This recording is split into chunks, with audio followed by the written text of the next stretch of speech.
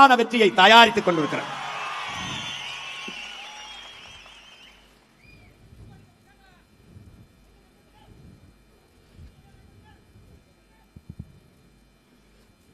இங்கே எதற்காக போராடினோம்? எதற்காக நாம் இந்த களத்திற்கு வந்தோம்?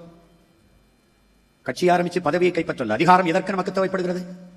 எதற்காக இந்த அதிகாரத்தை விரட்டி தரத்தி ஓடிக்கொண்டிருக்கிறோம்? எதற்காக? தமிழ் மீட்சியே தமிழர் எழுச்சி என்கிறார் தாத்தா தேரினைய பாவாணர். தாய்மொழியை இழந்துவிட்ட மறந்துவிட்ட இனம் வாழாது. வரலாற்றை மறந்துவிட்ட இனமும் வாழாது.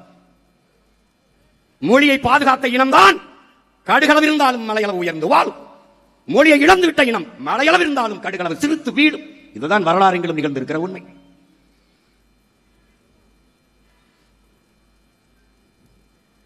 வரலாற்றை பாதுகாத்த இனங்கள் தான் உயிர் போட வாழ்ந்து கொண்டிருக்கிறது.